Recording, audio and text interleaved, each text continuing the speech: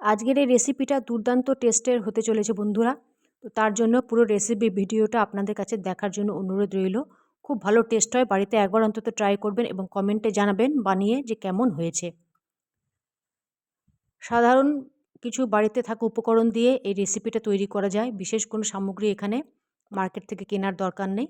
দেখুন ভেতরে যে উপকরণটা রয়েছে সেটাই আজকের মেন উপকরণ হচ্ছে এই রেসিপির মেন উপকরণ, যেটা জন্য এই রেসিপিটা খেতে দুর্দান্ত হয়েছে। তো চলুন রেসিপিটা শুরু করছি। এখানে কড়াইতে 4 চামচ তেল নিয়েছি।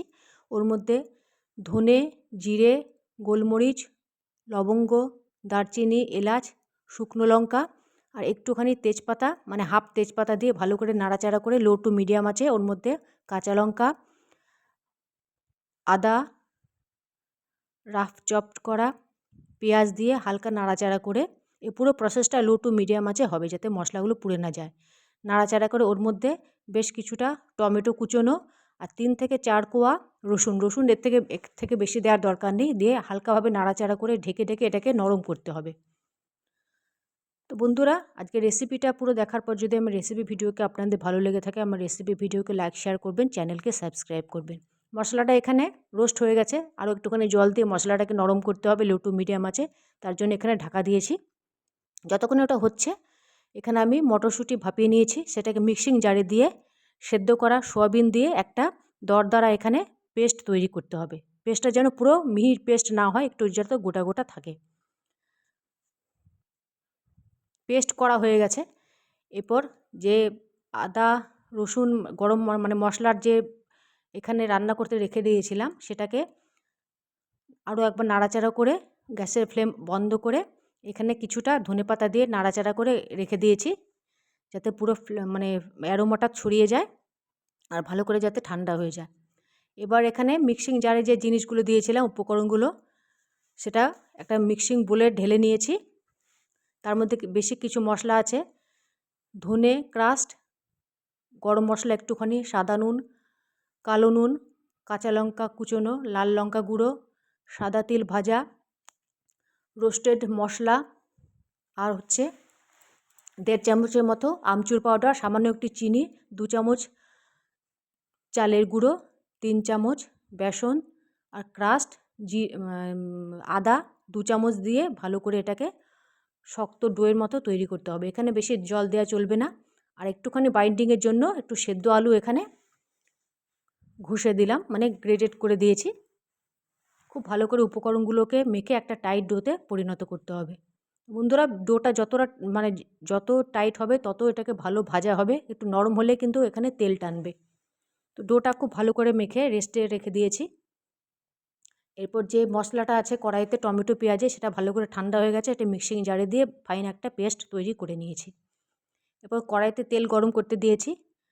প্রত্যেকটা বল ভালো করে আগে হাতে চেপে নিয়েছি, তারপরে ভালো করে দু হাতের সাহায্যে ছোটো ছোটো করে বল করে আপনারা নিজের ইচ্ছে মতো শেপ দিতে পারেন।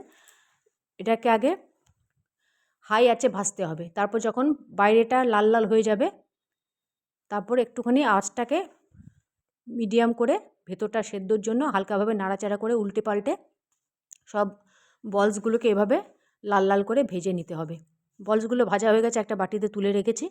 এরপর ওখান থেকেই 4 চামচ তেল নিয়ে একটা কড়াইতে জিরে এখানে ফোড়ন দিয়েছি। জিরেটাকে নাড়াচাড়া করে এর মধ্যে সেদ্ধ আলু এরকম করে বড় বড় করে কেটে হলুদ, নুন আর লঙ্কা গুঁড়ো দিয়ে লাল লাল করে ভেজে নিতে হবে। তো বন্ধুরা, আপনারা চাইলে কাঁচা আলুও দিতে পারেন, কিন্তু সেদ্ধ আলুর টেস্ট আলাদা হয়। আপনারা একবার এই প্রসেসটা, মানে সেদ্ধ আলুর এই প্রসেসটা করে দেখবেন, দারুণ টেস্ট হয়। আলুগুলো এখানে লাল লাল করে ভাজা হয়ে গেছে, এবার তুলে রাখেছি। এই রেসিপিটা বন্ধুরা এতটা টেস্টি হয়, সেই জন্য বলছি বারবার যে বাড়িতে একবার অন্তত ট্রাই করবেন। ওই তেলের মধ্যেই যে মশলাটা পেস্ট করেছিলাম পেঁয়াজ টমেটো, সেই মশলাটা দিয়ে দিলাম, দিয়ে লো টু মিডিয়াম আঁচে এটাকে নেড়ে ভালো করে কষাতে হবে। কিছুক্ষণ পর পর ঢেকে ঢেকে মশলাটাকে কষাতে হবে। তো এর মধ্যে পরিমাণ মতো নুন, হলুদ, লঙ্কা গুঁড়ো দিয়ে আরও একবার এটাকে নাড়াচাড়া করে মশলাটাকে তেল ছাড়া পর্যন্ত কষাতে হবে। তেল এখানে বন্ধুরা আমি অল্পই দিয়েছি, আপনারা চাইলে আরও একটুখানি তেলও দিতে পারেন। তবে কম তেলেও এই রান্নাটা দারুণ টেস্ট হয়। তো ঢেকে ঢেকে এখানে মশলাটাকে খুব ভালো করে কষানো হয়ে গেছে, আপনারা দেখতে পাচ্ছেন অনেকটা শুকিয়ে এসছে মশলাটা।